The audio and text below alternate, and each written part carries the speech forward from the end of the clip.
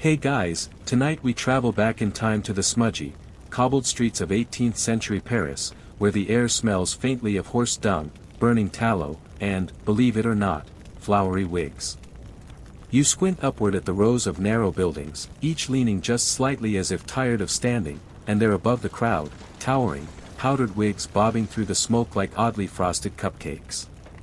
Yes, you've landed in a world where your hairstyle might weigh more than your dog, and cleaning it involves crumbling yesterday's baguette into your scalp. Don't worry, you'll fit right in. Kind of. Maybe. You'll probably catch lice. You probably won't survive this. So, before you get comfortable, take a moment to like the video and subscribe, but only if you genuinely enjoy what I do here. And hey, let me know in the comments where you're listening from and what time it is there. I love seeing how far this sleepy caravan travels. Now, dim the lights, maybe turn on a fan for that soft background hum, and let's ease into tonight's journey together. You trudge slowly through the damp morning streets. Carriages rattle past, their wheels hissing through last night's rain. A fishwife yells something rude, and you almost step in, well, you already know what. Paris in the 1700s isn't exactly a candle-scented dream. But above it all, literally and figuratively, rise those magnificent wigs. Men in long coats and stockings, women with fans and beauty patches, all crowned with snowy white towers of hair that gleam in the soft daylight. The wigs move as one, bobbing and swaying like a strange field of wheat. You can smell the lavender and crushed roses drifting from them. You can also smell other things. Less floral. More yeasty. And that's because these wigs are more than just fashion statements. They're living, sweating, crumbling creatures that require constant maintenance. And yes, they are cleaned, often and lovingly, with breadcrumbs. You pass a barber's shop, its striped pole lazily spinning, and peek through the window. Inside, a man reclines like royalty, face tilted back, eyes closed, while a wig valet, yes, that was a real job, gently dabs stale bread into the strands of a white wig. Crumbs fall to the floor like confetti. The valet hums. And you realize, this isn't weird here. This is normal. This is high society. You make your way into a public square where a crowd gathers around a preacher on a box. His wig is so large it nearly masks the fact he's sweating through his vest. He waves a Bible in one hand and a baguette in the other. Unrelated? Maybe not. Because in Paris, bread is sacred. But not always for eating. The fashion explosion that brought wigs into everyday life wasn't just about style.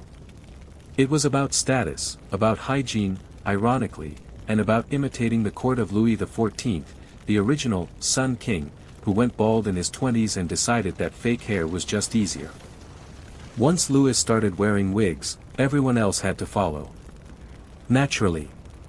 Mainstream historians will tell you that wigs helped people cover up baldness, head sores, or lice, because who doesn't love a good head sore cover-up, but historians still argue whether the sudden obsession with enormous, scented wigs was more about vanity, or just keeping up with the ridiculously rich Joneses. Of course, you try to imagine walking around with a woolly mammoth on your head in the July sun. The thought alone makes your scalp sweat. But that didn't stop the Parisians. They powdered, perfumed, shaped, and even named their wigs. Yes, like pets. And just like pets, wigs needed regular grooming. You would never bring a dirty wig to church, or worse, to court. Filthy wigs were a sign of sloth, of low character, of being British. No offense. Still, you can't help but wonder, how did breadcrumbs enter this flaky equation? Let's pause for a second. Imagine your wig after a week in Paris. You've been to the opera, out to a tavern, through 3 social revolutions, and maybe got peed on by a street poodle. Your wig is dusty, oily, smelly, and home to exactly 2 fleas and 1 unfortunate raisin. The idea of tossing it out is absurd. Wigs cost a small fortune. So you do what any self-respecting 18th century person does, you grab a loaf of stale bread. Crumb by crumb, you press it into the strands, gently wiping away the grease and powder buildup.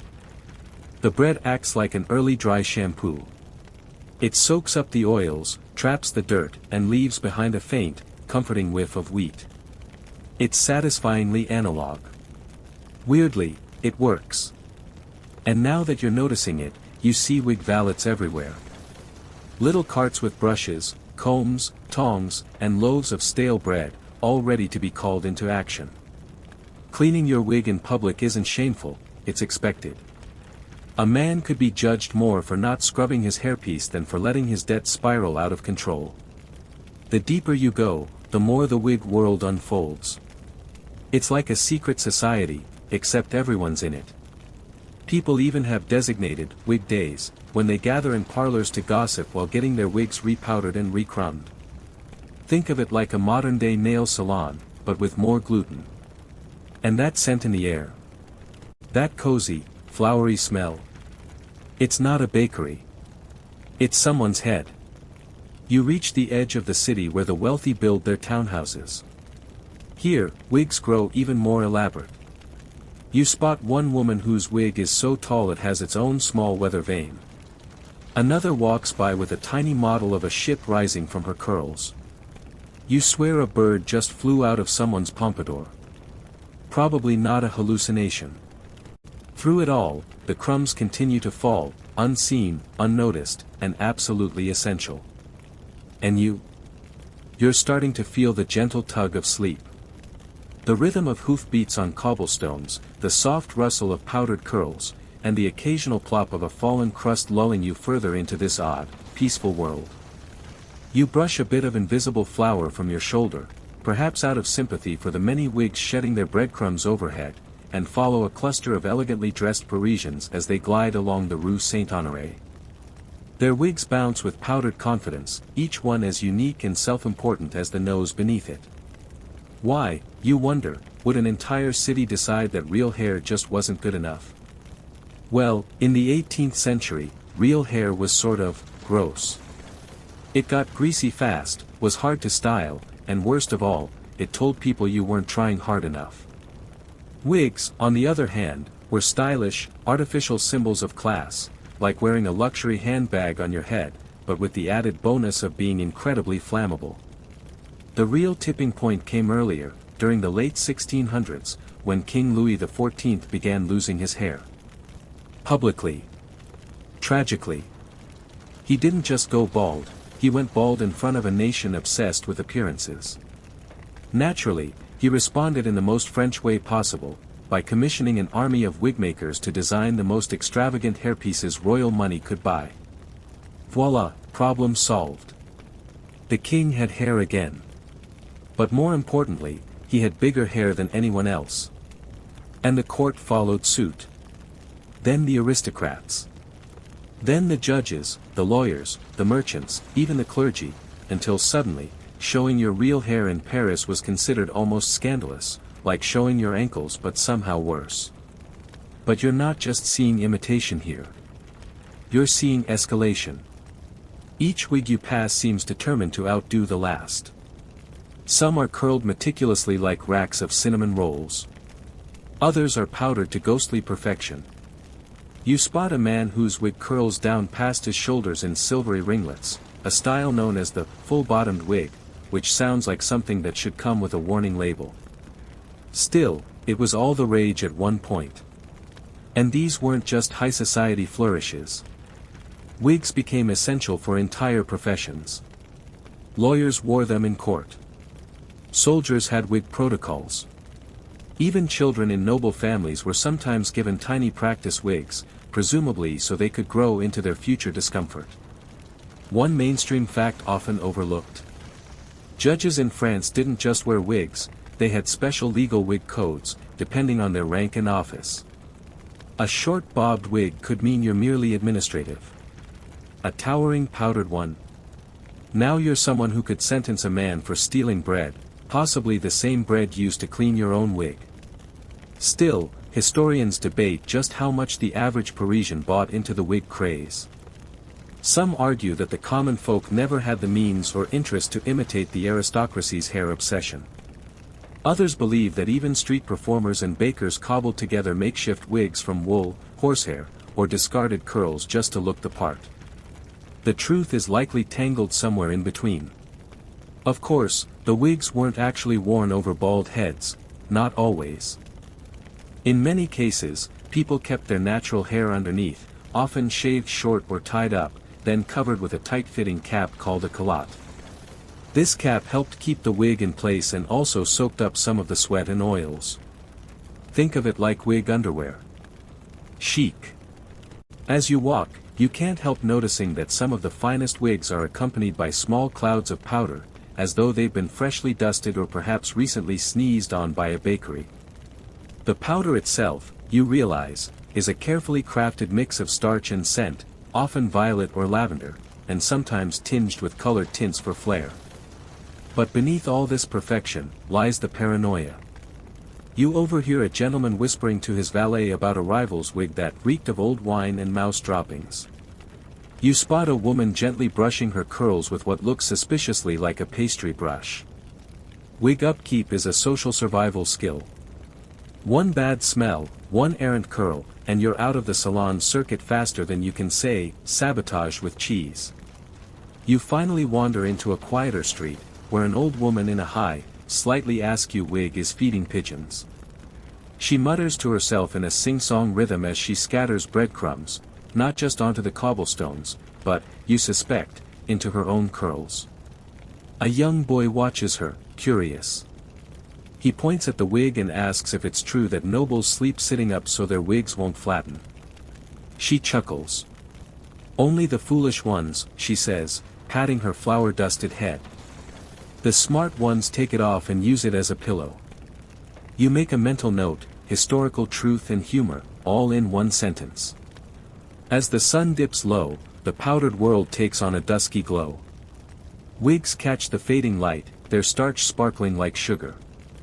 You find yourself lulled by the rhythmic clip-clop of hooves, the soft brushing of brushes, and the gentle hiss of powder puffs. Even the absurdity begins to feel elegant. Comforting, even. Here in wig-worshipping Paris, nobody questions the bizarre logic.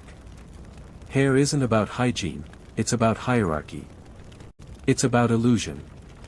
And if keeping your head pristine means crumbling last week's baguette into your scalp, well, that's just another day in the empire of artifice. You lean against a lamppost, watching a valet carefully snip a frayed lock from a nobleman's wig, then dab the spot with lavender oil and a crusty pinch of bread. He works with the solemnity of a surgeon. And you, well, you're finally starting to get it.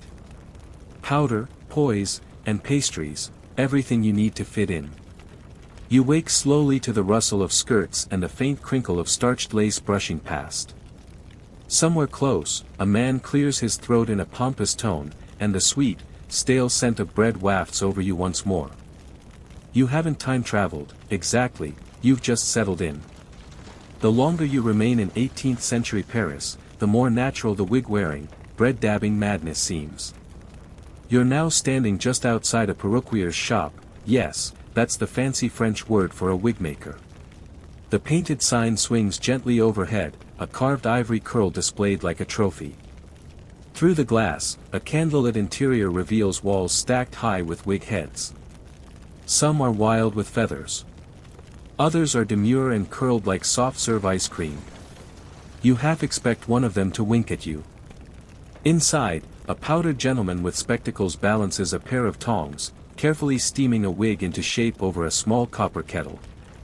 This isn't just craftsmanship, it's wizardry.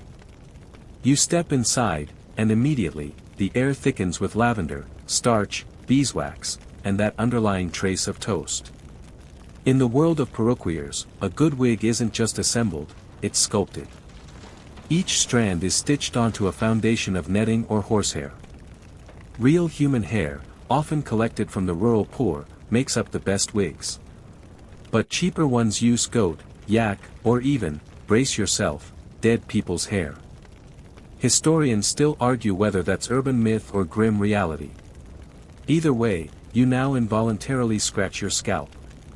And while wigs may look pristine from the front, you're starting to realize there's a complex, crumbling infrastructure underneath.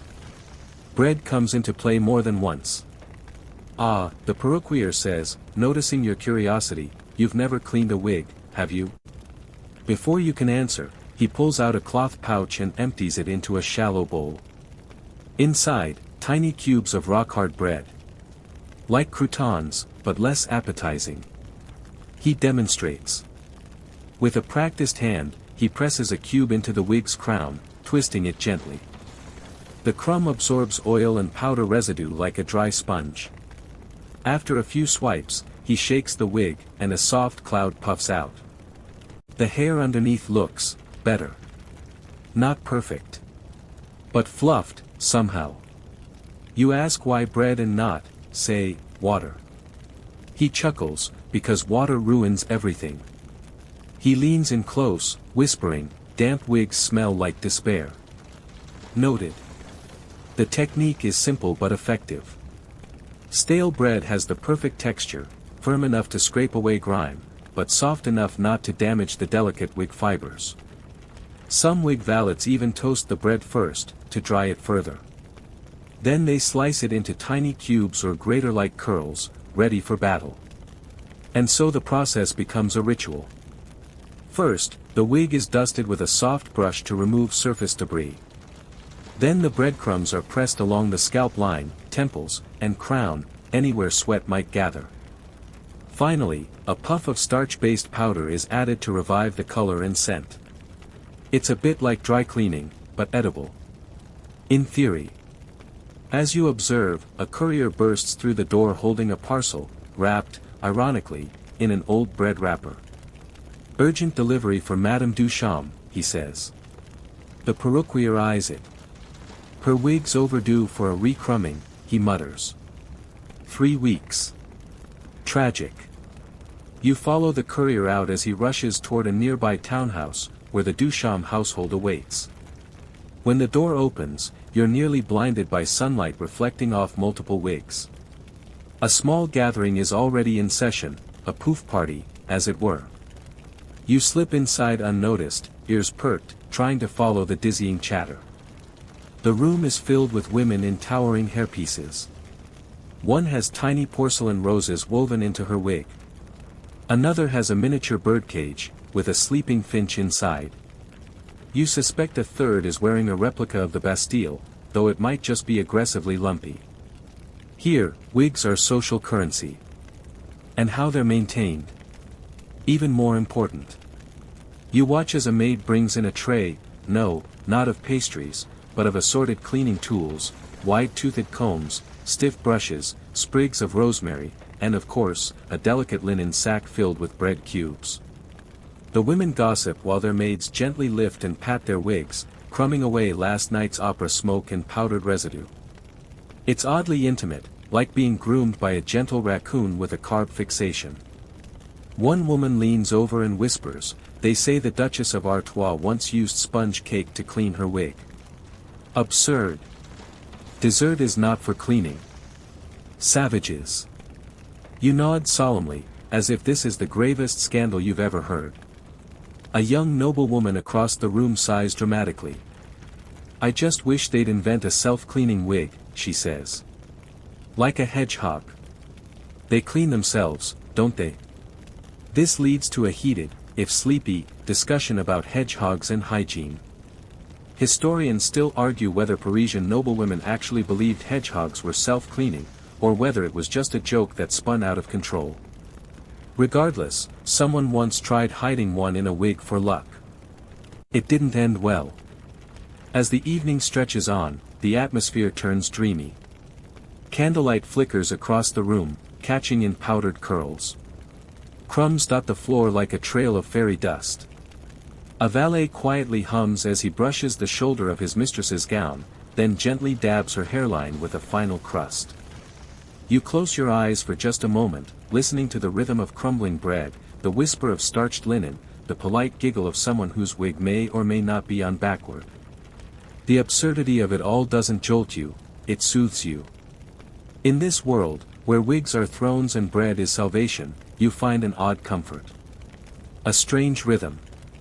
Like a lullaby baked in an oven. And for now, you're exactly where you need to be.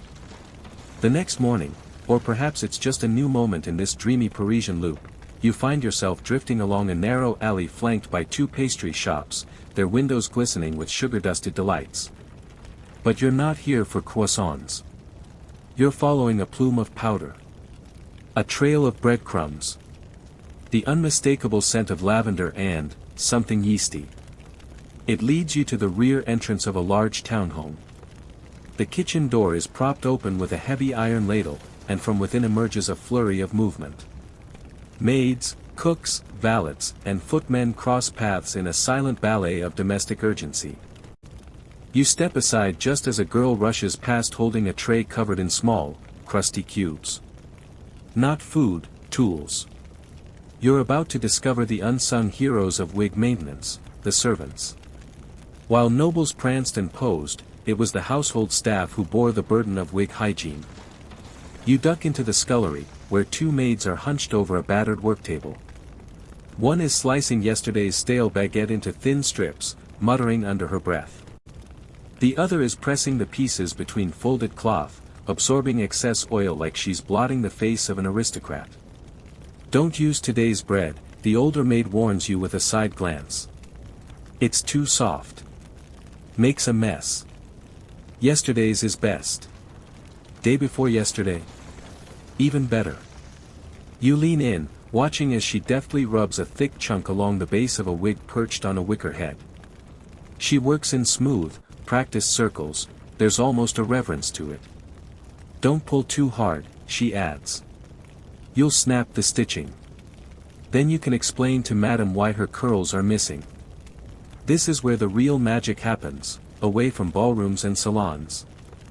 Wigs must be cleaned, styled, repowdered, and sometimes entirely disassembled. The wealthiest households had full-time perruquiers de maison, live-in wigmasters who managed entire inventories of hairpieces. A noble might own 10 or 20 wigs for different moods, weather conditions, or political climates. Each one catalogued, stored, and assigned a care schedule, like an army of furry, temperamental hats. But not every home had that luxury. In most cases, wig duty fell to the upper staff, or unlucky kitchen assistants. You meet one, a boy no older than 12, whose job is to toast bread cubes each morning until they're just dry enough to crinkle under pressure. He turns them carefully on a skillet, fanning the smoke away with a pewter plate. If they burn, he shrugs, they smell like chimney. Madam hates chimney. There's a system here, more advanced than you expected. Toasting schedules. Wig rotation charts. A drawer filled with labeled satchels of herbs, sage, lemon balm, peppermint.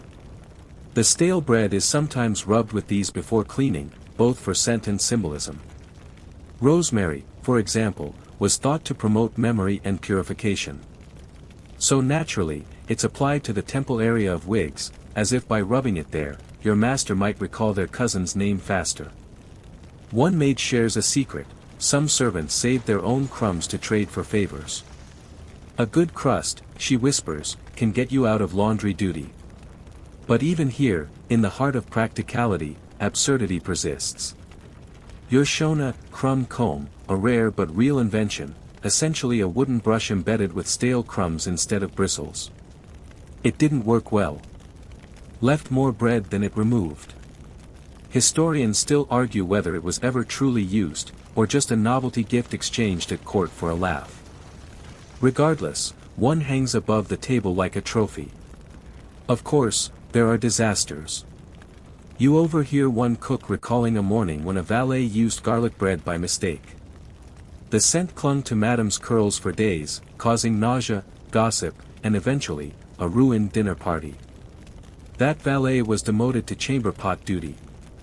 A cautionary tale. Back in the parlor, the lady of the house prepares for her outing. She sits before an enormous mirror framed in gilt, her wig perched regally atop a mannequin's head. Two valets approach like priests before a relic. One begins applying bread cubes to the inner crown. The other flicks a perfumed handkerchief gently over the powdered surface. It's like watching someone clean a Faberge egg with toast. They murmur to one another in quiet cadence, tapenades, presses, tournez. Tap, press, turn. It's all part of the ritual. And you realize that beneath the luxury, the grandeur, and the sheer flower-based vanity, there's something universal here. The desire to appear composed. Maintained. Impressive. Even if it means your head smells faintly of croutons and lavender. As the lady rises, she takes one final look in the mirror, nods in satisfaction, and sweeps out the door, her wig high, her dignity higher. You stay behind, watching as the valets exhale in tandem. One pulls a linen cloth from his pocket and carefully brushes up the fallen crumbs. Nothing is wasted. Everything has its place. Even the breadcrumbs that once lived two lives, first as bread, then as beautician. Evening descends again. The kitchen quiets. You find yourself beside the toasting boy, who hands you a slightly burnt cube. "Don't eat it," he says. "But if your hair ever gets greasy..." You tuck the crumb into your pocket like a relic. You don't have a wig, but it feels wrong to refuse the tradition. The city exhales in sighs and soot as you wander once more through cobbled streets. The scent of baked bread clings faintly to your clothes now, a soft whisper of the morning's wig cleaning rituals. Your mind is still spinning gently, like a powdered curl in a spring breeze, when the clang of church bells pulls you toward the edge of the Marais district. Here, in a slightly less polished part of Paris, you find a small gathering hall, once a guild hall, now a sort of half-secret club for tradespeople, performers, and the wildly underappreciated class of professional wig valets. Tonight, they're hosting a demonstration. The sign outside reads, in rather messy chalk, "Wig emergency preparedness and crumb control techniques." Naturally, you step inside. The hall is dim, lit by flickering lanterns and a single chandelier that looks like it gave up decades ago. Around a makeshift stage sit rows of men and women, all dressed modestly but with crisp cuffs and the unmistakable air of people who know the difference between yak hair and human just by touch. One woman wears a small pin in the shape of a baguette. You're among the elite now. The speaker, a stooped man with a too large cravat and a nervous laugh, clears his throat. "Good evening. Tonight, we address the question that haunts us all: what do you do when your master's wig collapses, mid-duel?" A ripple of chuckles passes through the crowd. You listen as he describes, in excruciating detail, the emergency techniques employed when a powdered wig is fouled by unexpected moisture, rain, sweat, wine spills, or worse, pigeon. Apparently, the first step is always the same: do not panic. Step 2. Reach for your travel pouch of hardened crumbs. Yes, professional wig valets often carried small crumb kits with them. Think of them like first aid kits, but drier and somehow more humiliating. These kits were often tucked into coat linings, containing not just toasted bread cubes but also a compact brush, a tiny packet of rosemary powder, and, oddly, a stick of chalk. The chalk, as it turns out, was for emergency repowdering in dim lighting. You draw directly onto the wig, praying your master didn't notice until sunrise. Historians still argue whether these crumb kits were standard across all noble households or a creative invention of particularly paranoid valets. Either way, their legacy lives on in a few surviving museum pieces, dainty leather pouches still crusted with 250-year-old breadcrumbs. Don't ask how they smell. The speaker continues. Now, if your master's wig becomes saturated, the crowd tenses. A murmur. Saturation is no laughing matter. You must perform what we call a reverse crumb extraction. This technique involves removing the wig, discreetly if in public, and gently pressing it between two linen cloths while rotating it with breadcrumbs inside like a baker kneading dough. A bit theatrical, yes. But strangely effective. The moisture pulls oils to the surface, which the crumbs then absorb. You're given a demonstration. A wig placed on a mock head, drenched lightly with rosewater. The speaker adds crumbs, rolls the wig slowly like pastry dough, then gently shakes it out. A cloud of damp, powdery mist hovers in the air. There are nods of approval. Applause. You glance around the room and realize this is a sacred space. Here, crumbs are not kitchen waste. They are tools of dignity, of emergency restoration, of avoiding public scandal. One man in the back shares his story, how he saved a nobleman's honor by recrumbing a wig after the gentleman had fainted in a garden. I had 3 minutes before the Duchess arrived, he says with a glint in his eye. Used rye. Worked beautifully. A woman near you gasps. Rye. Isn't that abrasive? He shrugs. Better than nothing. Soon, you're invited to try it yourself. They hand you a practice wig, heavy, laced with old powder, and a cloth pouch of bread cubes. You begin hesitantly, pressing the crumb along the temple curls, rotating gently as you were shown. It feels ridiculous. And then, oddly soothing. Rhythmic. You understand now why they call it wig whispering. There's a calming magic in this soft repetition. Your instructor nods with approval. Good wrist control, she whispers. You could serve in the Tuileries. Someone passes around a bottle of clove-infused vinegar, used to freshen the wig cap lining. You take a whiff and nearly pass out. Imagine that under your hat all summer, a valet quips. Another offers up her own technique, layering lemon zest with the crumbs. Keeps lice away, she says. And the gentlemen smell like pastries. A pause. Which isn't always a good thing. The gathering begins to wrap. People sip tea, exchange recipes for powdered starch blends, and quietly critique famous wig disasters. Someone mentions a scandal in Versailles when a lady's wig was accidentally cleaned with almond cake, causing a swarm of bees. Apparently, the court artist immortalized the moment in a hidden corner of a portrait. You vow to look for it. Before you leave, a young boy in the corner, no older than 10, shyly offers you a square of hardened sourdough. Try it tomorrow, he says. Works better than rye. His mother pats his head proudly. Wig care runs in the family, clearly. You step out into the Parisian night with your own pouch of crumbs and a new respect for the people who kept the world powdered and presentable through bread, sweat, and sheer stubbornness.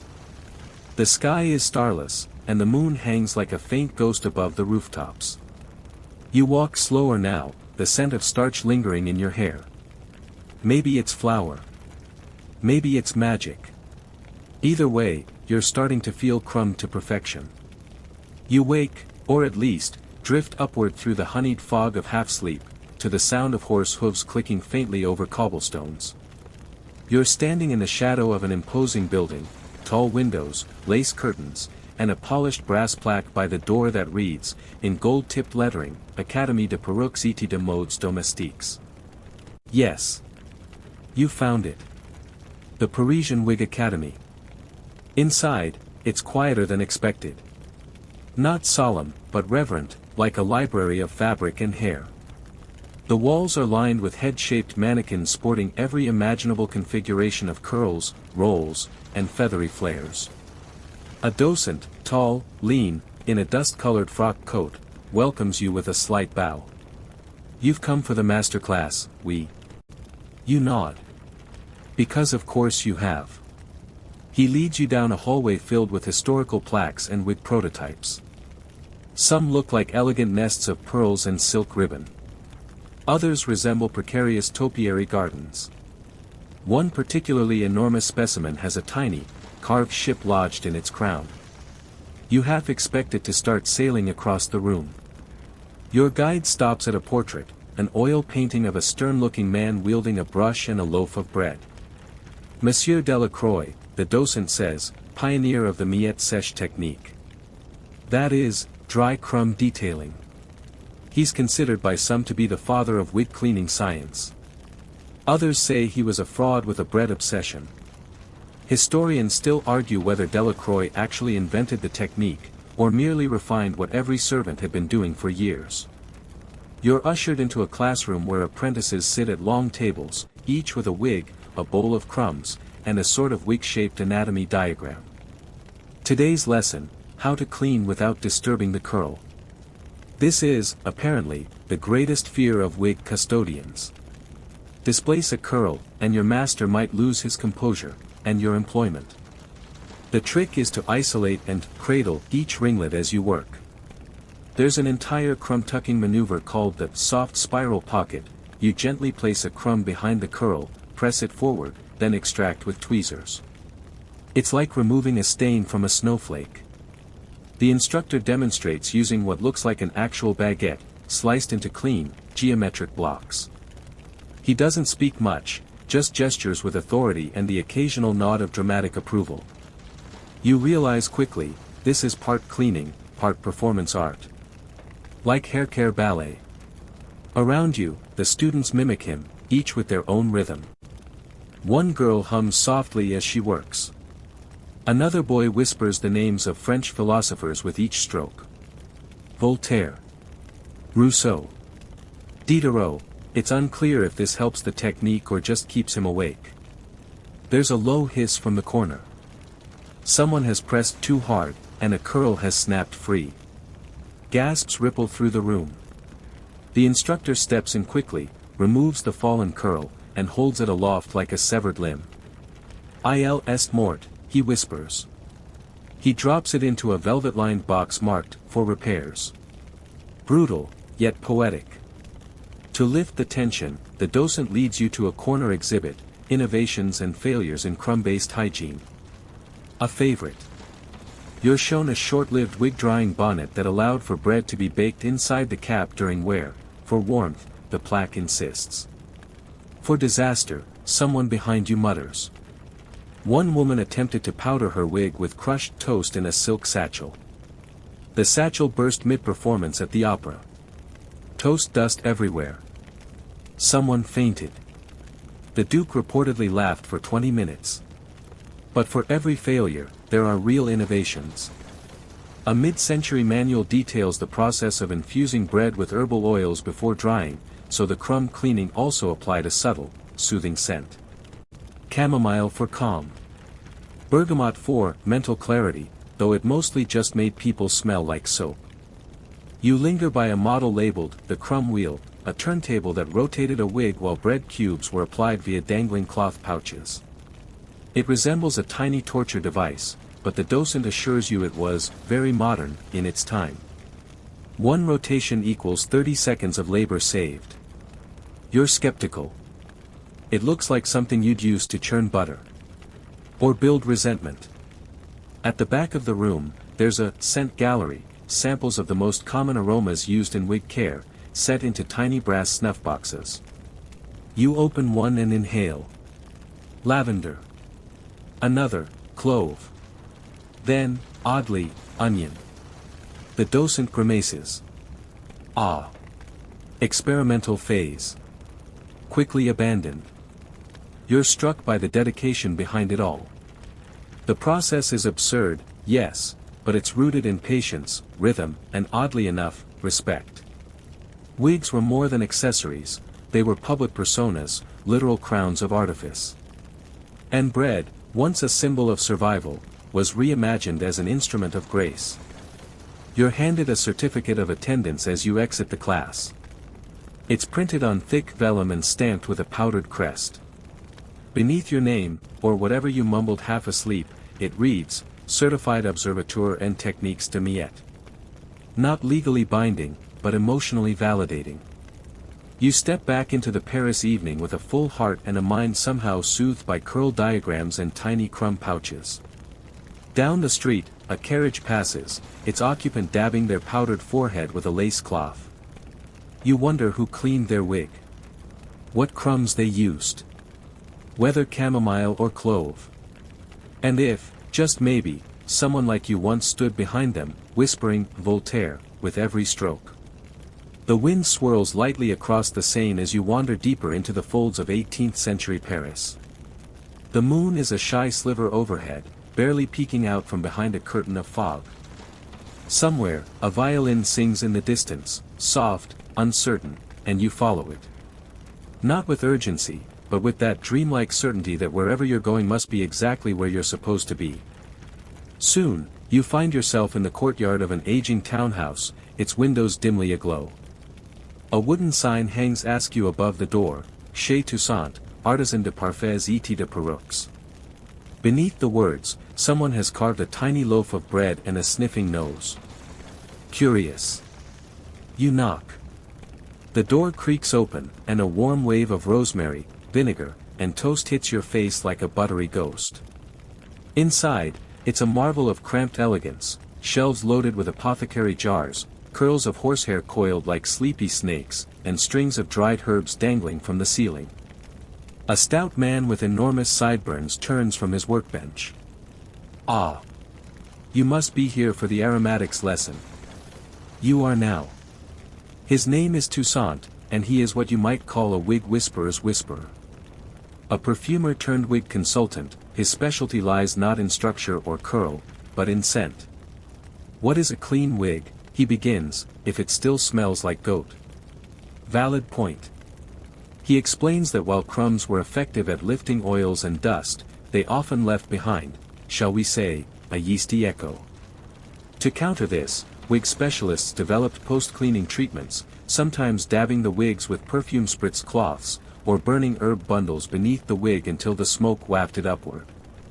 A process, he says, we now call fumée d'honneur, the smoke of dignity. He lights a tiny censer beneath a towering white wig. A blend of lavender, juniper, and dried apple peels curls through the room. This one's for melancholy, he murmurs. And Mondays. You sip tea from a chipped porcelain cup while he lectures. It's floral and oddly bready, like someone dipped a baguette in chamomile. My own blend, Toussaint beams. Now, here's where it gets weird, in the most delightful way. Toussaint brings out a book. Not leather-bound or gilded, but made entirely of pressed breadcrumbs. Pages of pain, he says, clearly proud. Inside, handwritten in dark brown ink, coffee, naturally, are recipes for scented crumb powders. Some combine mint, citrus peel, and ground oats. Others recommend soaking stale bread in brandy, drying it again, and crumbling it into an aromatic dust. Historians still argue whether these bread scent recipes were actually used by upper-class wig keepers, or simply a fad among ambitious middle-class artisans. But either way, the results smelled good enough to eat, though Toussaint strongly advises against it. I had one apprentice chew a lavender crouton, he says, shaking his head. Hallucinated 3 kings and a nun. You're handed your own pestle and mortar, along with a brick of rock-hard wheat toast. Crush with purpose, he instructs. The crumb must not resist your will. It crumbles like sand under your fingertips. You add lemon zest, thyme, and a hint of honey-dried rose petals. The scent is warm, delicate, like a pastry shop with ambition. Together, you dust the mixture onto a wig mounted on a mannequin head. The result? A soft shimmer, a floral hint, and an unmistakable sense that this wig has its life together. Toussaint then explains how scent layering worked. First, the crumbs. Then the smoke.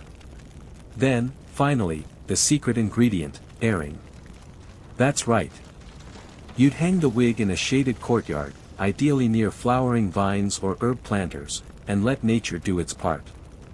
A bad wig smells like sweat and wine, he warns. A good wig smells like a nobleman's secret garden. There's a brief interlude where he shows you disaster wigs, those that were cleaned with the wrong scent combinations.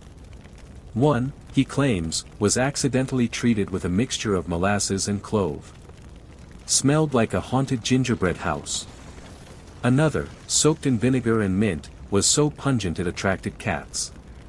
Dozens of them. It had to be burned. In a quiet moment, Toussaint confesses that many wigs were scented not for hygiene, but for storytelling. A powdered lavender wig might imply melancholy sophistication. A rosemary-scented piece suggested battle readiness. And a hint of cinnamon. A flirt, he says with a wink. You realize how intimate this work is. The crumbs are the foundation, yes, but it's the scent that lingers in the minds of those nearby. The part that follows you when you leave a room. That, Toussaint insists, is true elegance. He gifts you a small velvet pouch of his favorite blend, crumbs cured with chamomile, sandalwood, and orange peel. For restful thoughts, he says. Or long walks by the bakery. As you leave, the bell above the door jingles, and the scent clings softly to your collar. You pass back into the night like someone stepping out of a dream, crumbs in your pocket, the air behind you perfumed with invisible grace. And as the quiet swallows you again, you realize, for something that started as stale bread, this whole thing smells a lot like magic. The stars will slowly overhead as you move onward, past shuttered shops and dozing dogs, your feet now muffled by a layer of flour-dusted cobblestones. You pass a sign that reads Rue des Serviteurs Oubliés, Street of Forgotten Servants, and you instinctively know, this is where the real work happened. Behind the grand salons and glistening mirrors of the nobility, in kitchens, cellars, and cramped attic quarters, live the hands that crumbled, dusted, and fluffed wigs into their powdered perfection. You duck into a narrow passage where lantern light flickers and the ceiling droops, forcing you to stoop. And then you see them, servants hunched around a low table, all working in silence with the precision of violinists in a string quartet. Their fingers move swiftly over padded wig stands. Each has a different style, one brushes downward in short, repetitive strokes, another uses what looks like a feather duster dipped in milk. You realize, quite suddenly, that you're in a sort of communal workshop. A guild, even. A man with soot-black fingernails looks up and says, "You're just in time for the crumbing." You blink. He pats the stool beside him. Grab a loaf. The loaf in question is stiff as a brick, and you notice that every servant here has their own preferred crumb texture. Some like it coarse and flaky, others insist on ultra-fine grains passed through a muslin sieve. It's personal, someone explains. Like sword choice, or underwear. You try your hand at crumbing alongside a young woman who introduces herself as Colette. Her wig is already pre-powdered and curled, but dusted with ash from the fireplace. She demonstrates a technique called crumb flicking, where you twist the end of a goose quill to scatter the bread particles like confetti. It's oddly satisfying. Also, slightly hypnotic. Most nobles think the wig just stays clean on its own, she mutters. As if the powder fairies do it. She rolls her eyes. Guess who scrubs the sweat out of the lining after the masquerade? You don't have to guess. It's her. It's always her. There's a kind of quiet rebellion among the wig servants. They gossip in crumbs. They carve messages into the bases of wig stands. One servant, an older man with a limp, shows you the back of a wig he's just cleaned. Hidden beneath a loop of curled hair is a stitched tag that reads, "Combien de miettes pour votre dignité?" How many crumbs for your dignity? You glance around. There's a rhythm here, a collective heartbeat. A crumb chorus. One apprentice is tasked with gathering the spent crumbs from beneath the table. These are disposed of in sacks marked for compost or for pigeons. There's even a rumor that a local baker buys them back to use in stuffing. You shudder a little. A servant next to you grins. We call that the circle of crumb. Historians still argue whether servant-run wig workshops like this one operated with secret codes and signals. Some say they communicated through powdered patterns, others claim it's just romantic nonsense. But there's definitely something unspoken in the air here. A unity forged by stale bread and shared blisters. A particularly muscular woman in a soot-streaked apron slaps a loaf on the table. Time for the whisk test. She hands you a small bundle of stiff bristles and gestures toward a finished wig. Go on. Sweep the sides. You obey, and as you do, an eerie trail of white dust lifts into the air like morning fog. She nods solemnly. Clean. They mark this success by passing around a flask of something amber and smoky. You sip. It's strong. Possibly flammable. We call it eau de migraine, says Colette with a grin. You cough gently. It tastes like wine that lost an argument with vinegar. As the evening rolls deeper into night, the servants begin to sing. Low, rhythmic work songs, with verses about crumbs, combs, noble farts, and lost love. One particularly haunting melody is about a wig cleaner who fell in love with a baron, only to be dismissed when she got powdered on the wrong side of his head. He said I had no symmetry, the lyrics go. Tragic. Poetic. Relatable. You begin to wonder how many unsung lives were lived in these corridors. How many fingers rubbed raw by polishing ornate curls. How many crumbs scattered as quiet protests beneath silk and satin. These were the invisible stylists of grandeur, the crumb magicians. The powder poets. One servant pulls out a journal, an old one, its spine barely holding, and shows you a series of hand-sketched diagrams. Each drawing details a different servant signature left behind in the wigs. A fold here, a twist there. Subtle, elegant fingerprints of defiance and artistry. It's how we know who did what, he says. Like painters signing their work. Just in secret. As the clock nears midnight, the room quiets. The last wig is dusted. The last crumb swept. Colette wraps her cloth around her tools and gives you a look that says, now you know. You nod. You do. You rise to leave, but not before they press something into your hand, a paper sachet, tied with twine. Inside? Just a handful of crumbs. But you know it's more than that. It's a token of passage. A way of saying, you were here, and you helped. You step back into the cold night air, wigless but wiser, the hush of powdered history settling over your shoulders like a warm shawl. And as the fog rolls in again, you carry with you not just the scent of rosemary and bread, but the quiet pride of the unseen hands who kept France fashionable, one flick of the crumb at a time. The city exhales in mist as you walk on, crumbs tucked into your pocket like tiny, toasted relics. The streets are quieter now. The wine shops have shuttered. Even the cats seem drowsy. But your night isn't over yet, because now, after the servants have done their unseen dance, and the wigs have been crumbled, fluffed, scented, and stored, it's time to explore what happens when things go, wigfully wrong. You turn into a narrow alley labeled Impasse de Demels, which loosely translates to, dead end of disputes. Appropriate. Because here, at the back of a shadowy square, sits a peculiar little office with a plaque that reads, Bureau de Réclamations Perruquiers, the Wig Complaint Bureau. Yes. You read that correctly. Here in this tiny, candlelit chamber, a small team of officials, part fashion judge, part public therapist, handles grievances relating to wigs. You open the creaking door and step inside. The man behind the desk glances up. He's wearing two monocles, one over each eye, like a steampunk owl. File a complaint, he asks. You shake your head. Observer, you reply. Ah. A rarity. He gestures to a wall plastered in scrolls. Every scroll is a formal complaint submitted by a noble, merchant, or clergy member. One reads, my powdered curls collapsed during confession. Another, servant used rye crumbs, I specifically requested wheat.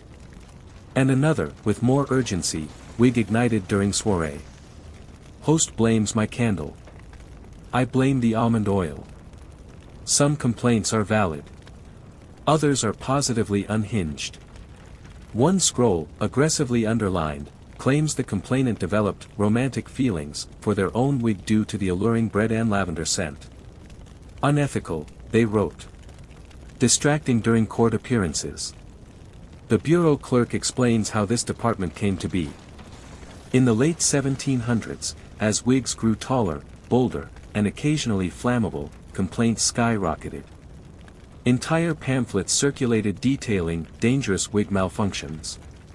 Think powdered domes collapsing mid-duel or feathers drooping into punch bowls. Historians still argue whether the Bureau actually had real authority or was just a symbolic venting ground for high society egos. But regardless, the sheer volume of reports suggests people needed to complain. One nobleman famously sued his wigmaker after a carriage ride caused his curls to collapse, leading to what he described as emotional disfigurement. He lost the case, but the transcript reads like a soap opera. The clerk opens a drawer and pulls out a book labeled Crumb Catastrophes, Volume 2. You raise an eyebrow. Volume 2. Inside, dozens of accounts where bread-based wig cleaning went sideways. One unfortunate soul attempted to freshen their wig with breadcrumbs soaked in lemon juice and absinthe. The result? A smell described as haunted bakery meets absinthe hallucination. He passed out at a funeral. Another tale involves a particularly frugal gentleman who reused his breakfast toast to clean his wig, unknowingly transferring marmalade to the roots. The stickiness attracted bees. At least 6. He tried to play it off as part of the naturalist movement. No one bought it. There's even a reported case of spiritual wig sabotage, where a jealous suitor allegedly cursed someone's hairpiece by slipping stale sacramental bread into its lining. The wig reportedly turned green. Mildew, the clerk clarifies, unimpressed. Your guide now presents the Wig Risk Matrix, an official chart used to evaluate the danger level of various wig practices. You read down the columns. Risk level low, oat flour dusting, cold airing, neutral scenting. Moderate, citrus zest crumbs, light alcohol misting, heated drying. Extreme, brandy-soaked bread, indoor candle smoking, unlicensed goose oils. Catastrophic, powdered sugar plus static electricity. Seriously, fire hazard. Apparently, these charts were posted in high-end salons as both warning and inspiration. You had to flirt with danger, says the clerk, sipping from a cup labeled least flammable employee. Otherwise, it wasn't fashion. You get to peek inside the wig sample vault, where confiscated or retired wigs are stored. Some have been tagged as biohazardous due to improper cleaning. One wig, labeled the brioche tragedy, is still visibly crusty. It belonged to a man who thought using actual pastries would make his hairpiece smell more delicious. It did. To rats. You find yourself strangely moved by these doomed wigs. So many ambitions. So much starch. The clerk hands you a tiny bottle of preventive essence, a vinegar-antime spray once marketed as insurance for your hairpiece. The label claims it repels insects, scandal, and existential dread. You thank him sincerely. You'll probably only use it on your laundry, but still. Before you go, you're encouraged to submit your own fictional complaint, an old ritual for visitors. You write, too many crumbs. Not enough dreams. The clerk nods approvingly. Poetic. We'll file it under allegorical. You step out once more, the night softer now, more forgiving. A few flakes of something white drift from the rooftops. You check to see if it's snow. Nope. Just flour again. Probably from some ambitious servant's rooftop crumb-drying rig. Classic. You smile to yourself and carry on, a little wiser about human vanity, a little gentler toward the people who dared to sprinkle stale bread in the name of beauty. And somewhere, between the laughter and the flammable curls, you realize something, no matter how absurd it all seems, it mattered to someone. The scent. The style. The story. Even the complaints. Your path winds further into the older quarters of the city now, where the streets bend like secrets and the fog settles low, hushing the world to a whisper. You brush your fingers along a mossy wall, and in the dim light ahead, you spot a small wooden door, round-topped, splintered with age, and painted with a faded emblem of 2 crossed brushes over a slice of bread. Welcome to the Guild of Crumbmasters. Yes, this was real, or at least real enough to be whispered about in laundries, kitchens, and over black market cheese platters. It's the secret society of elite wig cleaning artists, those rare few who took bread crumbling from chore to craft. While some believe the guild was a myth, others point to old ledgers and cryptic notes in family archives, mentions of the Round Table of Rye and the 12 Powdered Disciples. You enter the space carefully, your boots muffled by old velvet rugs. Inside, There's no grand chamber, no Gothic torchlight, just a circular room lit by dim sconces and smelling faintly of cloves, wax, and flour that hasn't seen yeast in 100 years. The furniture is sparse but elegant, and on a raised platform at the center sits a chair shaped like a giant loaf. An elderly man looks up from a desk. His eyes twinkle. "Apprentice?" he asks. You shrug. Curious passerby. He grins. Same thing. He invites you to sit, and you do, sinking into a chair that cradles your hips like a dinner roll. He introduces himself as Balthazar, Grandmaster of the Crumb. It's more of a ceremonial title, he admits. Mostly I just lecture and smell things. He shows you their most sacred object, le pain sacre, or the sacred loaf. It's petrified now, rock-hard and fossilized, kept under glass like a holy relic. Legend says it was the first loaf ever used to clean a court wig, by accident. A baker's apprentice supposedly tripped, his stale bread landing right in the powdered curls of a duchess. Rather than scold him, she was delighted by the fresh scent and tidy finish. Thus began the cult of the crumb. Historians still argue whether this origin story is factual or fabricated over several glasses of fortified wine. But the loaf is real, and it's got ceremonial burn marks and centuries of reverence baked right in. Balthazar leads you through a mini-museum of wig cleaning tools, brush combs made of ivory and boar bristle, waxed canvas aprons, crumbling sachets filled with lavender-dried breadcrumbs, and even a glass vial labeled, "Hair of the Last Bourbon." You raise an eyebrow. Not metaphorical, he assures you. Smuggled out of Versailles. Probably. The guild, it turns out, wasn't just about wigs. They were philosophers. They wrote treatises on the moral implications of powdered volume. One passage, scribbled in the margins of a 1775 diary, reads, "To fluff is to aspire, to crumble is to return to truth." It's hard not to chuckle. Sounds like something you'd see on an overpriced candle at a home goods store. He hands you a parchment scroll that details their 10 sacred crumbs, guidelines passed from master to apprentice. Never crumble in anger. Always use day-old bread, never fresher. Rye for judges, wheat for poets. Avoid garlic unless on purpose. Crumb clockwise in the northern hemisphere. Respect the curl. Laugh quietly, never aloud. Never reuse crumbs from a political debate. Know the difference between dust and memory. Clean with your heart, not just your hands. You pause. Number 9 hits a little deeper than expected. Balthazar shrugs. We were dramatic back then. He pours you a cup of barley tea and you sit together in peaceful silence. He tells you about initiations that involved balancing loaves on your head while reciting court etiquette backwards. One failed candidate sneezed halfway through and was instantly demoted to pantry wig polisher. The guild had ranks, too. Journeyman of the crumb. Bread wrights. Crust priests. And at the very top, the sifter. That was the one who chose the flour grade for ceremonial events. A post said to carry more stress than being the king's dentist.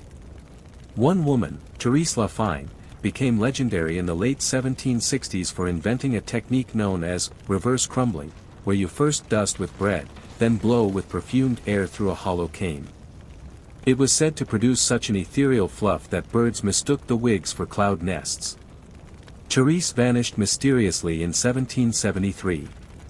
Some say she ran off with a baker. Others believe she became the sifter. You ask why the guild eventually faded. Balthazar sighs. Fashion turned. Crumbs fell out of favor. People started washing wigs with real liquids. The horror. He chuckles. Also, the revolution. Ah yes. That whole "let's dismantle the aristocracy" thing probably didn't help the crumb economy. As candlelight flickers and your eyelids begin to droop, Balthazar presses something into your palm. A tiny crust, carved into the shape of a comb. For memory, he says. You leave the chamber quietly, stepping into the fog once more. The streets feel even older now, heavier with the weight of the invisible, traditions lost, rituals half remembered, breadcrumbs blown away by time. But some part of you clings to the thought that somewhere, someone still knows how to do it properly. With care. With bread. With quiet dignity. Your boots meet cobblestone again, soft and slow, like the city wants you to tread gently through the next memory. The scent of toasted rice still lingers faintly in the air, maybe real, maybe just your imagination, kneaded into the night.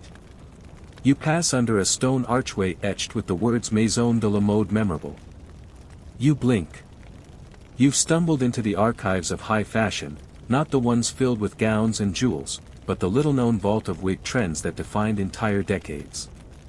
This is where Parisian fashion collided with baked goods and bravado, and the results. Utterly unhinged. The archive is silent as you enter. No guards. Just dim oil lamps and row upon row of mannequins. Every mannequin wears a wig. And every wig? A time capsule. You step up to one tagged 1760, the Versailles volcano. This one has a literal papier-mâché mountain nestled into its curls. Apparently, a noblewoman debuted it during a gala celebrating the birth of a cousin's third son. Midway through the night, the volcano erupted, thanks to a servant hidden beneath the dress pumping red-colored steam through a silver pipe. The crowd gasped. One man fainted. The host demanded she never return. Historians still argue whether this wig inspired or horrified Marie Antoinette herself. But the spectacle wig era took off after that, reaching new heights, sometimes physically. A trend called Le Patissier's dream involved wigs shaped like multi-tiered cakes. Whipped meringue was often piped into the curls, a choice that baffled both hairdressers and hygiene experts alike. Further down the row, you find the Naval Grandeur series. These featured miniature ships crafted into the wigs, masts, sails, and all. They commemorated victories or sea voyages or just, Tuesday brunches. But one famous incident involved a wig so top-heavy that the wearer had to eat lying down for a full week. You pause at one called the Philosopher's Nest. Simpler than the others, soft waves dusted with ash-colored powder and laced with a single quill. It was worn by radicals, writers, and one exceptionally stylish tax clerk who was eventually mistaken for a revolutionary and exiled to Brussels. The wig outlived him and now rests here, solemn and poised. And then you see it. The croûte de minuit, the midnight crust. The holy grail of crumbed fashion. This towering ivory creation was designed to resemble a loaf of bread bursting open at dawn. Hidden within its layers were warm, scented breadcrumbs that, when the wearer danced, released the softest scent of cinnamon and clove into the ballroom. Guests described it as dreamy. One poet called it nostalgia turned aromatic. According to legend, the croûte de minuit was worn only once, by a widowed countess who entered the ball unannounced, performed one waltz with a stranger, and vanished before midnight. No one ever learned her name. The wig, however, was passed down through generations of stylists who treated it with reverence, as if it held some whisper of her ghost. You sit for a moment beside it, the air thick with flowery perfume and velvet dust. The mannequin stares ahead. You wonder what it saw that night. Not all wigs in the archive are noble, though. There's a whole section titled Déjà Flop, Disasters in Style. One, the infamous loaf surprise, was a wig shaped like an egg that cracked open at dinner to reveal a tiny mechanical bird. Unfortunately, the gears jammed, and the bird flung a feather into the face of the bishop. It's believed he never forgave poultry. Another catastrophe, the Garden of Silent Bells. An attempt to infuse real tiny chimes into the curls, meant to tinkle with each nod. Sadly, they tangled, clanged, and drove the wearer to near madness during a 7-hour christening. She shaved her head 3 days later and joined a convent. Probably for the best. The silent mannequin seemed to listen as you giggled to yourself. But the absurdity masks something deeper. These weren't just wigs, they were armor. Identity. Symbols of rank, rebellion, longing. When you couldn't say how you felt, you wore it instead. In curls. In crusts. In crumb-scented coils. And in the margins of a dusty inventory list, you find one more reminder, a note from a long-retired wigmaster. Style is what remains after fear is swept away with the crumbs. You fold the paper gently and slide it back where you found it. Before you leave, you peek into the workshop at the back of the archive. Tools lie still, the tiny sieves for flour dusting, brushes made from badger and goose feather, mortar and pestle sets for grinding perfumed starch. A wall of ingredient jars, lavender, orris root, ground nutmeg. And of course, the bread drawer, still faintly warm. You pick up a single aged crumb left on the workbench. For a second, you think about keeping it. Then you smile and brush it gently into your palm, letting it dissolve into memory. The wigs are still now. Quiet. Waiting for the next answer, the next eruption, the next midnight scent. You find yourself back on the lamplit streets of 18th century Paris, the moon now a pale coin hung low above the city's patchwork of slate rooftops. A cat slinks by with powdered fur, either naturally pale or a victim of someone's overly enthusiastic crumbling session. Either way, it doesn't stop to explain. You follow the muffled sound of voices and the clatter of hooves toward the more bustling part of town, where elegance met excess, and vanity often leaned into straight-up delusion.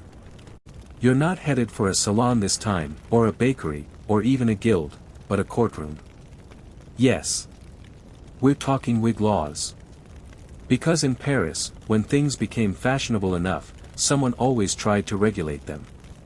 You slip into a dimly lit hall of justice, your footsteps softened by velvet runners and political tension. A painting of Louis XV looms above the bench, his eyes stern, his own wig comically voluminous. It's a reminder, fashion wasn't just style, it was power, and power always ends up on trial.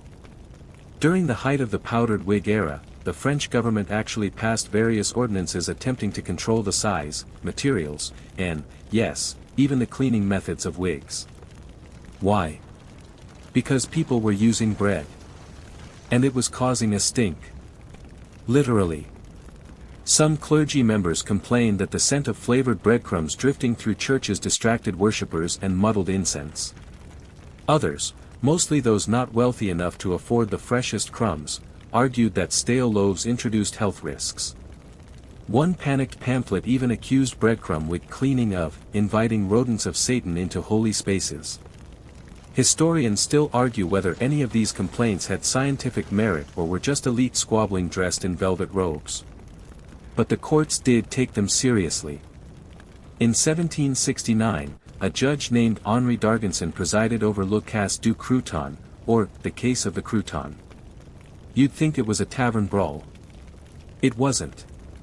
It was a genuine legal inquiry into whether breadcrumbs used in wig maintenance should be taxed as food items or cosmetic accessories. One lawyer, in a powdered wig so wide it blocked a chandelier, argued passionately, if a man uses a baguette to polish his curls, he has eaten of vanity, not sustenance. His opponent shot back, a loaf by any other use is still bread. The decision? Tax it as a luxury. Bakers were furious. Wigmakers shrugged. A black market of untaxed crumb loaves sprang up overnight, sold in alleyways behind perfume shops. Code phrases like "midnight rye" and "the flake whisperer" were passed between wig enthusiasts in hushed tones. You sit on one of the gallery benches now, invisible to the powdered patrons around you. One man adjusts his curls nervously as a bailiff walks by, a long list of prohibited wig enhancements in hand. You can't help but peek. No miniatures of political figures embedded in curls. No fire-starting gimmicks, see, Versailles volcano incident. Crumb use limited to loaves older than 24 hours. All wigs must pass the "should it be a hat instead" test. Later, a new law attempted to regulate the color of wigs. The court had grown tired of nobles arriving in increasingly strange hues, powdered blue, in honor of naval victories, pistachio green, because one duchess really liked pistachios, and even a brief surge in moss gray, which one satirical paper called the color of secrets gone moldy. Of course, the laws were unevenly enforced. While peasants could be fined for excessive fluff, a baron could wear a cake-shaped monstrosity into court and be praised for innovation.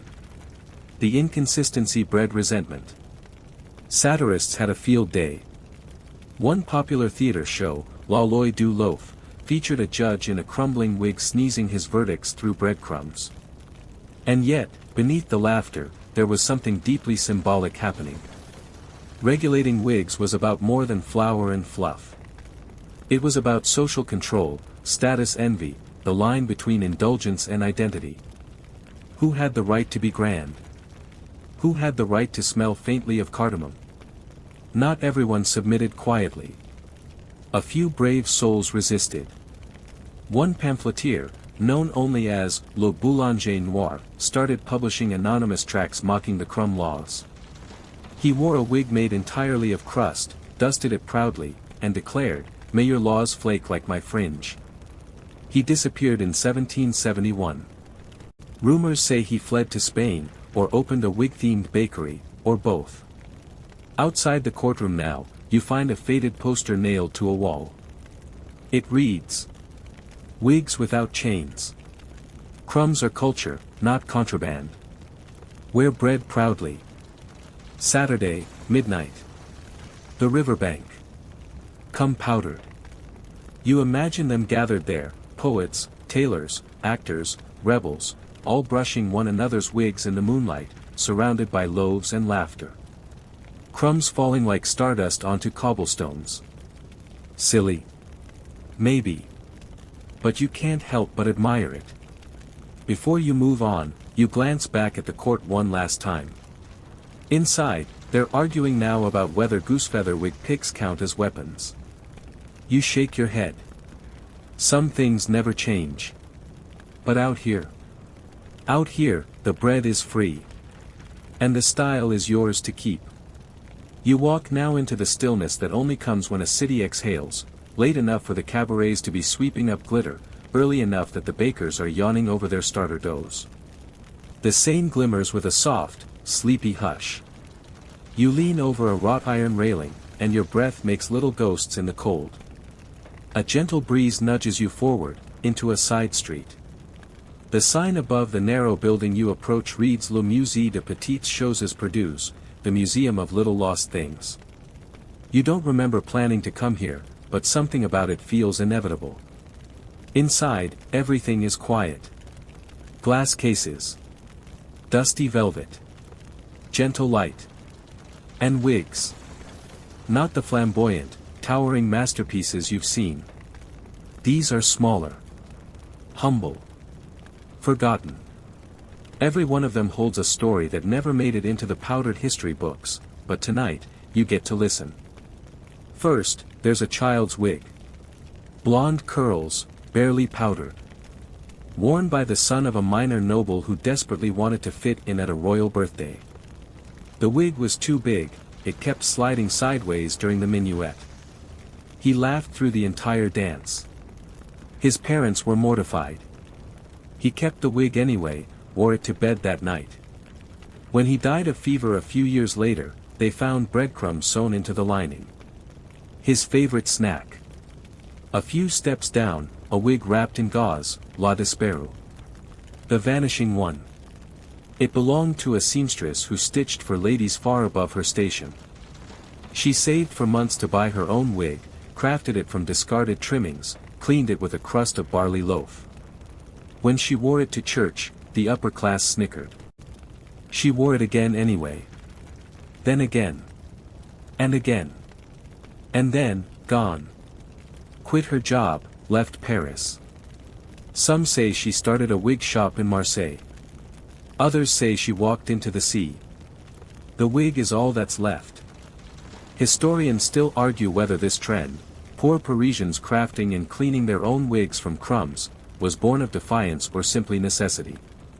Either way, it left a mark that no powdered dupe could ever powder over. Another display, a gray, barely styled piece.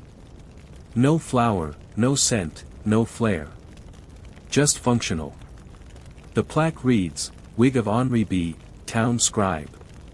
A man whose job required presence at nearly every public event, trials, parades, executions. He hated wigs. He hated powder. But the job paid well, and so he wore one, cleaned once a month with the crust of whatever was cheapest.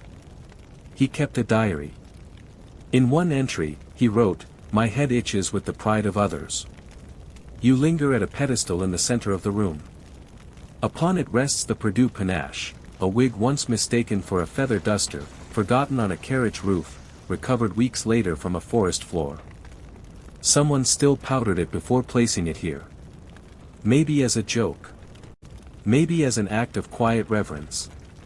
In a small alcove off to the side, there's an interactive exhibit, anachronistic, for sure, but charming. A mirror, a tray of replica wigs, and a basket of real, crusty bread ends. A sign says, Try it. Dust your past. You laugh softly to yourself. But you do it.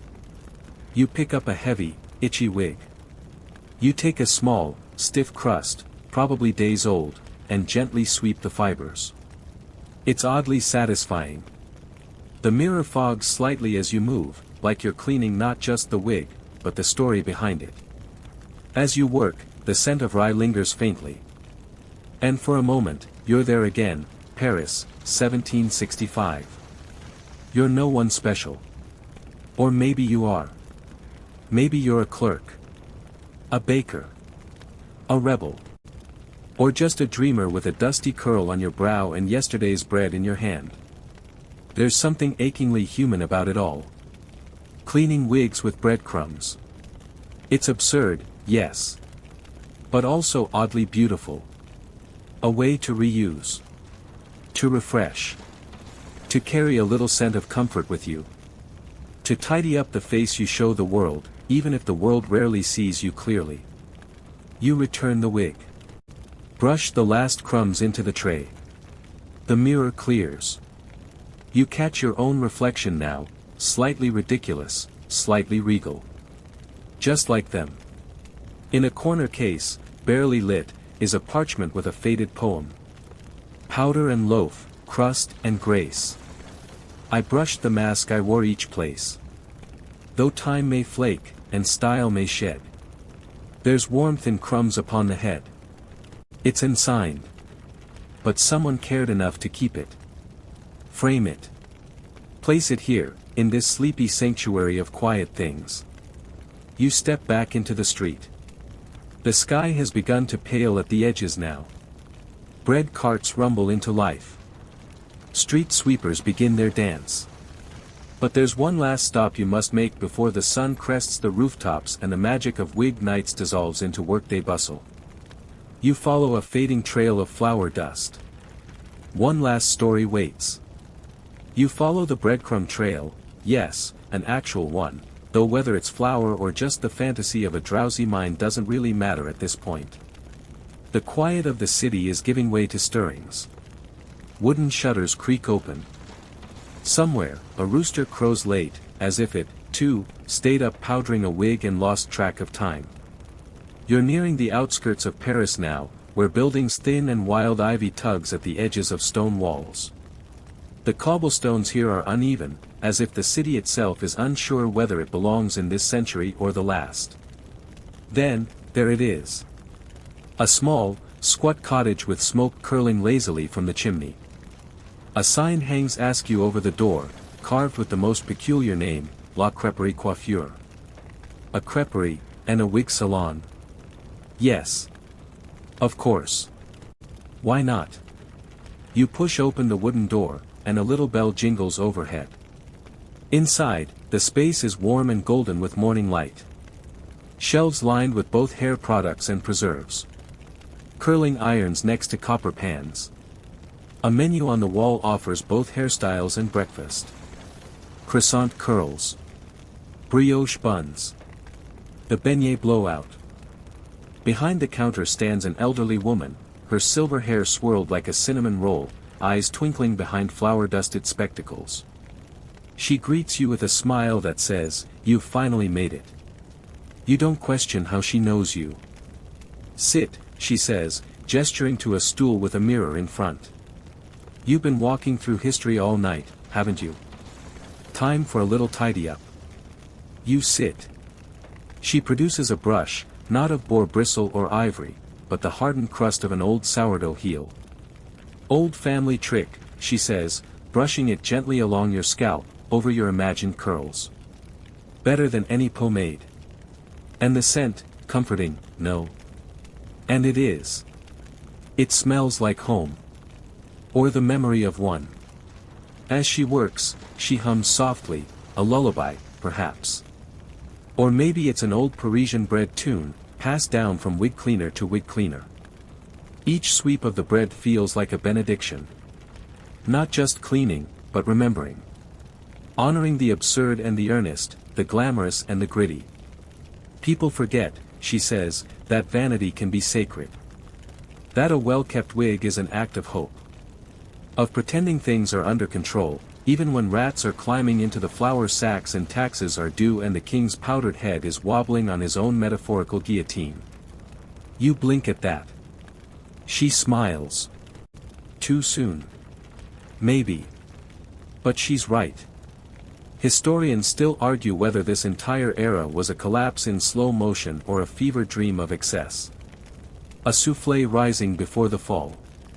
But here, in this strange and sleepy salon, the debate feels less urgent. She tells you of her grandmother, a wigmaker who once smuggled contraband breadcrumbs to revolutionaries, baking them into special cleaning loaves laced with messages, maps, sometimes even the scent of freedom. "You can't arrest a baguette," she says, winking. She talks of love letters hidden in the linings of wigs, of duels started over scented flour, of a man who claimed he could divine the future by the fall of crumbs. The stories stack up like pancakes. You can't tell what's real anymore. That's the point. Because Paris of the 18th century was many things, grand, rotten, exquisite, unjust, but above all, it was theatrical. And wigs were the props everyone wore, whether they belonged on the stage or not. Your wig, yes, you definitely have one now, don't worry about where it came from, is looking quite sharp. Styled with care. Dusted just so. You half expect a pigeon to bow at you outside. The woman places the crust brush down with reverence. "There," she says. "You're ready." "Ready for what?" you ask. She shrugs.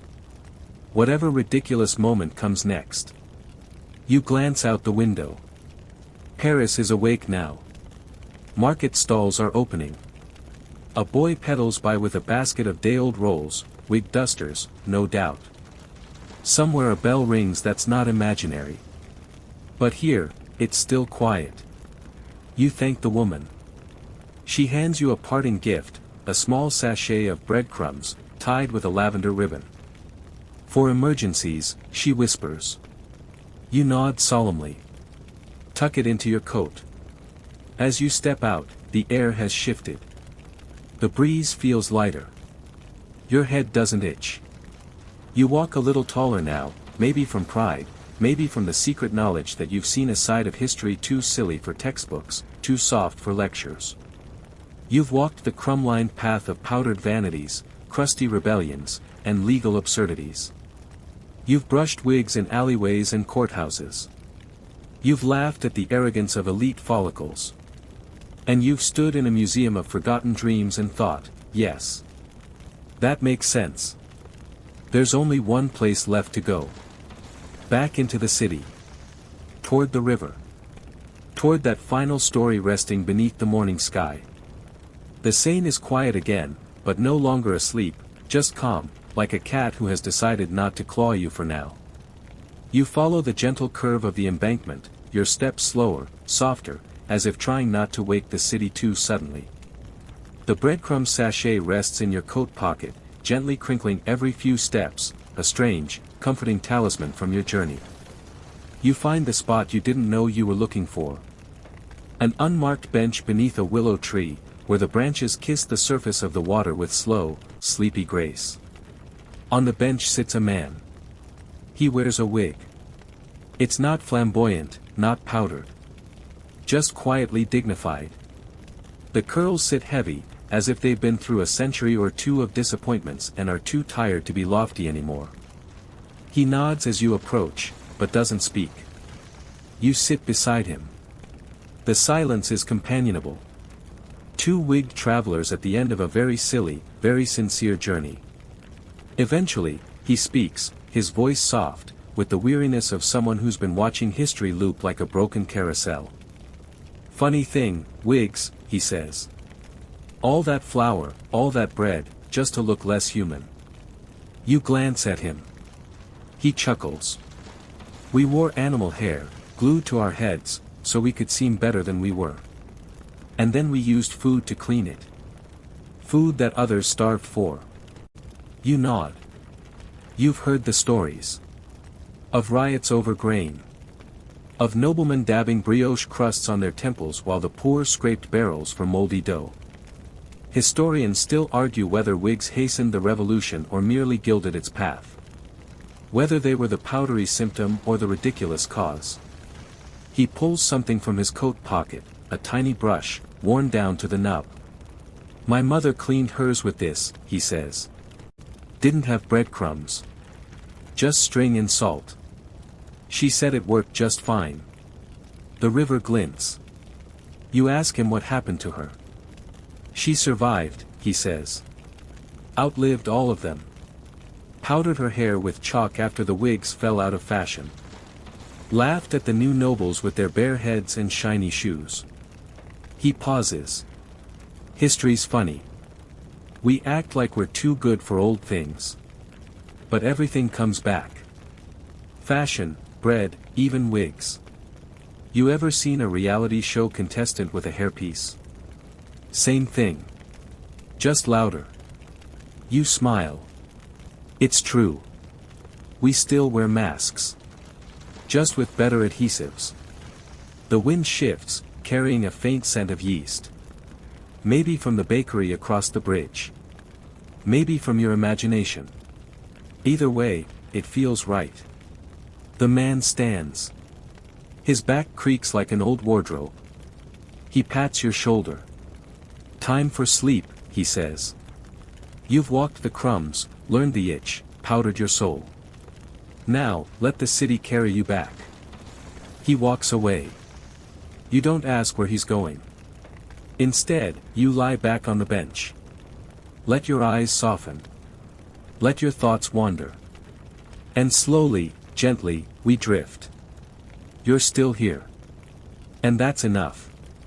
The world outside this soft little corner might still be spinning wildly, but in this moment, under these trees, with the quiet whisper of the river nearby, you're allowed to let go. Close your eyes now, just a little. Feel the weight of history slide from your shoulders like the shrug of a heavy cloak. No more powdered wigs, no more judgmental court stares, no more scratchy crumbs pressed into itchy scalps. Just you. And stillness. Maybe you're on that bench. Maybe you're floating down the Seine in a gondola made of brioche. Doesn't matter. Let the line blur. Let your breath slow. In through the nose, hold, out through the mouth. Easy now.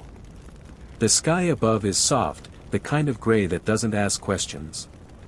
The water laps in time with your heartbeat. And somewhere in the distance, a baker cracks a crusty loaf, not for cleaning, not for disguise, just to break, and share, and be. You did well tonight. You walked through absurdity and tenderness, through old courtrooms and crusty salons. You learned that even the most ridiculous parts of history were built by people, silly, stubborn, endlessly human people, trying to survive, to belong, to look presentable, even when everything was falling apart. So let your own mask fall now. Let your breath settle. Let yourself be cared for. You've earned your sleep. You've earned your dream. And if you wake up tomorrow with a crumb in your hair, maybe don't brush it out. It's probably sacred.